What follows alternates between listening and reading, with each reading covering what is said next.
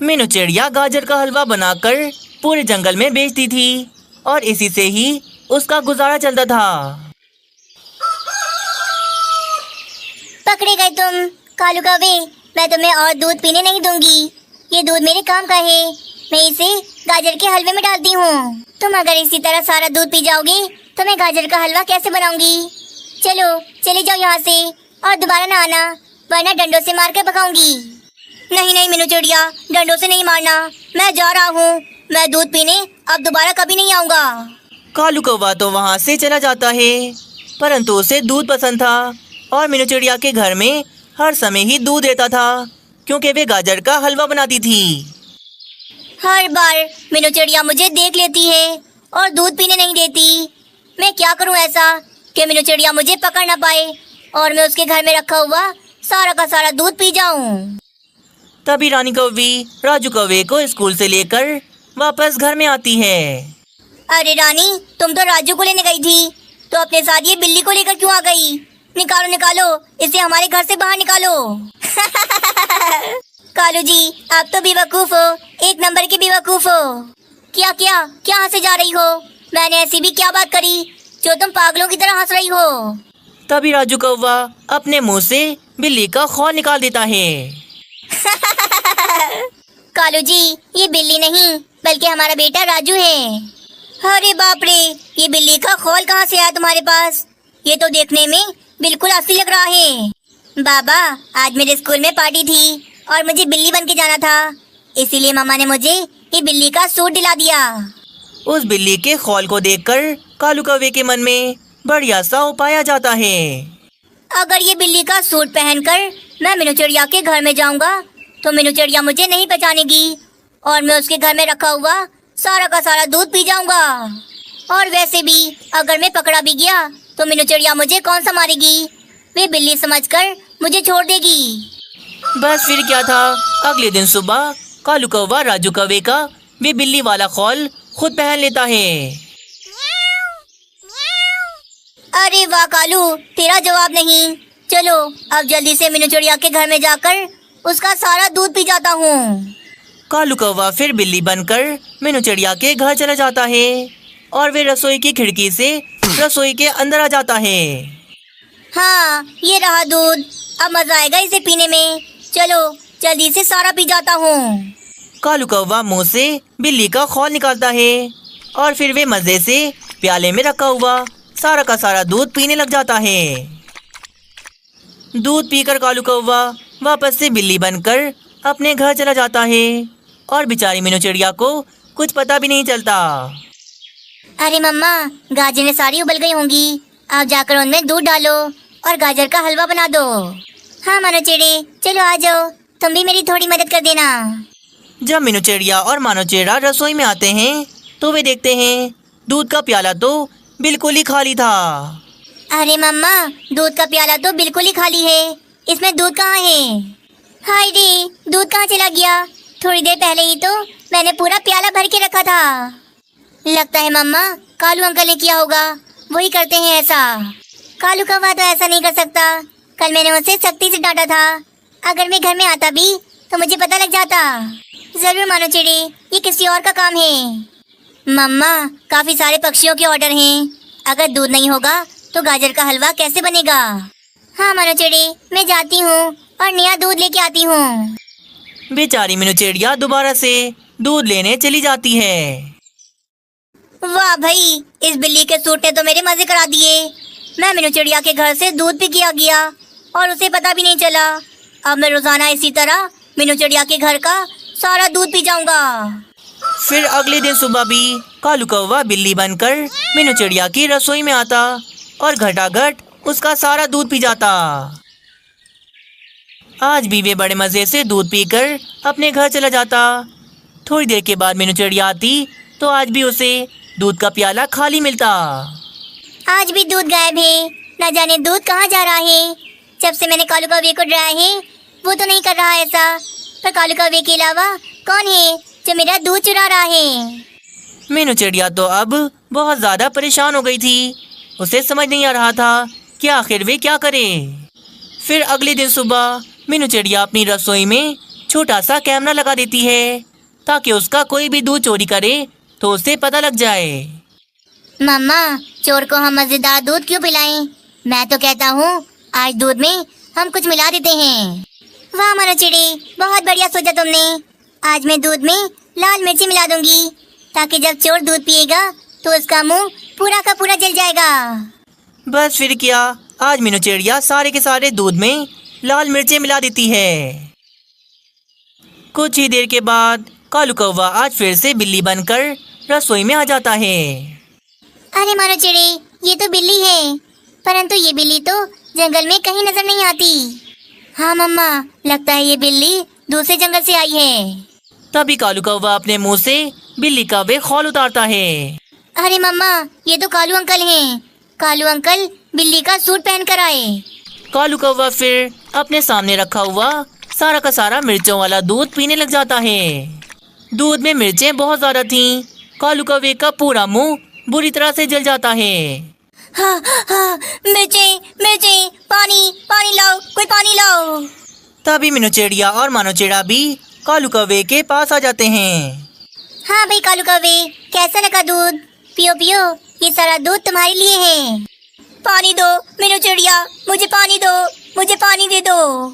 Kalu uncle, पानी तो आप घर जाके पीना, पर इससे पहले ये सारा दूध तो खत्म कर लें। कालू कौवा तो पागल उड़ रहा था। वे भागा भागा अपने घर चला जाता है। अब दोबारा नहीं आएगा कालू कौवा मेरे घर में, और अगर दोबारा आया भी तो इससे ज्यादा बुरी सजा दूंगी। कालू कौवे ने तो ठान लिया था कि अब वे कभी भी मीनू चिड़िया के घर में दूध पीने नहीं जाएगा। मीनू चिड़िया मानो चिड़े के लिए मजेदार सा भोजन लेकर आई थी। मानो चिड़े, ये देखो, मैं तुम्हारी पसंद का भोजन लेकर आई हूँ। चलो जल्दी से टीवी की जान छोड़ो और भोजन खाओ। मैं रसोई में जा रही हूँ, मुझे बहुत सारे काम हैं। भोजन देकर मीनू चिड़िया रसोई में चली जाती है। थोड़ी देर के बाद जब मीनू चिड़िया अपने काम करके वापस आती है तो वे देखती है कि सारा का सारा भोजन तो वैसे ही रखा हुआ था और मानो चिड़ा टीवी देख रहा था। लो भाई मानो चिड़े, भोजन तो सारा का सारा वैसे ही रखा हुआ है। तुम होके टीवी की जान ही नहीं छोड़ रहे। अरे हाँ, मैं भूल गया था। मम्मा, मैं खा लेता हूँ, मैं अभी खा लेता हूँ ये भोजन। मानो चिड़े की वजह से मीनू चिड़िया बहुत ज्यादा परेशान थी क्योंकि वे हर समय बस टीवी देखता रहता था। पहले तो एक सेब भी लाके देती थी तो इतनी शौक से खा लेता था, पर जब से ये टीवी आया है हर समय ये टीवी देखता रहता है। भोजन से तो दिल ही हट गया इसका। वहीं राजू कौवे का भी मानो चिड़े जैसा ही हाल था। वे भी हर समय अपने मोबाइल में गेम खेलता रहता था। चलो राजू, हम दोनों करीब वाले पार्क चलते हैं, वहाँ जाकर पकड़म पकड़ाई खेलेंगे, बहुत ही मजा आएगा। नहीं यार मम्मा, पकड़म पकड़ाई में भागना पड़ता है और मैं भाग नहीं सकता। मुझे नहीं जाना पार्क, मैं अपने मोबाइल में गेम खेल रहा हूँ। अरे अगर बचपन में नहीं खेलोगे तो क्या बड़े होके खेलोगे? छोड़ दो इस मोबाइल की जान, जब देखो इसी में लगे रहते हो। चलो चलो मेरे साथ। नहीं नहीं मम्मा, मुझे नहीं जाना, आप अकेली चली जाओ। अब तो रानी कौवी गुस्से में आकर राजू कौवे से उसका टैब ही छीन लेती है। मम्मा मम्मा वापस करो, ये टैब आपने नहीं दिलाया, मेरे पापा ने दिलाया है। वापस करो मेरा टैब। नहीं दूंगी नहीं दूंगी, ये टैब आप कभी नहीं मिलेगा। चुपचाप से जाओ और जाकर बाहर खेलो। ठीक है मम्मा, मैं आपसे भोजन नहीं खाऊंगा, मैं भूखा रहूंगा। जब तक आप मेरा टैब वापस नहीं करोगी मैं भोजन नहीं खाऊंगा।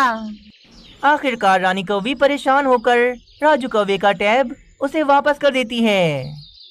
मम्मा, नानो का घर कितनी दूर है? मैं तो उड़ उड़ के थक गई, मेरे पैरों में दर्द हो रहा है।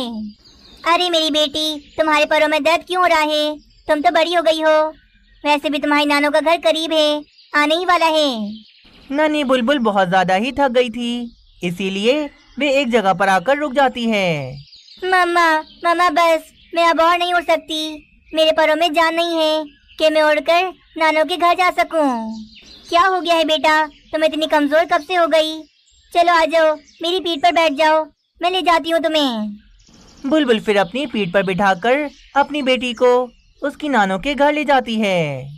इसी तरह जंगल के बच्चे अंदर से कमजोर थे, वे जरा भी मेहनत नहीं करते थे, बस सारा दिन घर में बैठे वे टीवी देखते रहते थे।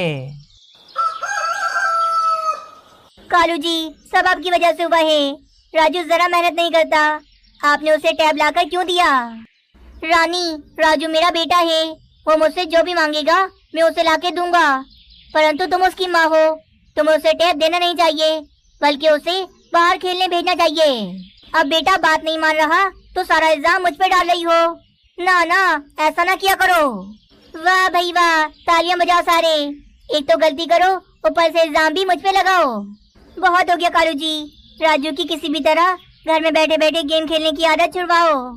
रानी कौवी, कालू कौवे, तुम दोनों लड़ क्यों रहे हो?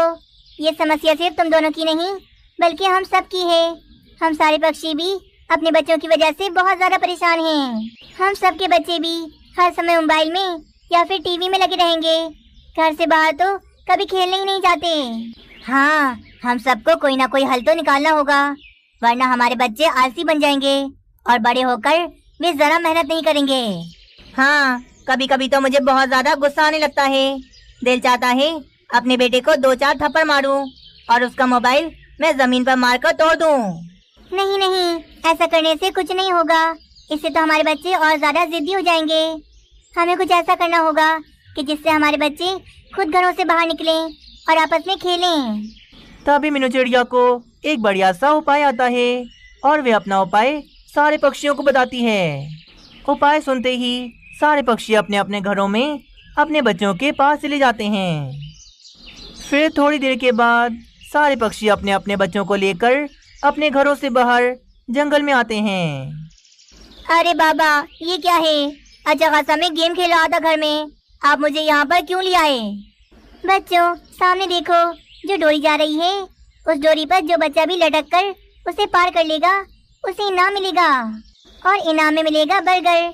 सामने देखो, तोते अंकल कितने सारे बर्गर लेके बैठे हैं। जो बच्चा भी जीतेगा उसे इनाम में बर्गर मिलेगा। बर्गर? अरे वाह, बर्गर तो मुझे बहुत पसंद है, मैं करूँगा। मैं इस डोरी पर लटक कर इसे पार कर लूँगा।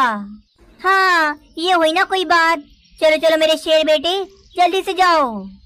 फिर राजू कौवा डोरी पर लटक कर आगे जाने लगता है। तभी उसका हाथ छूटता है और वे नीचे गिर जाता है।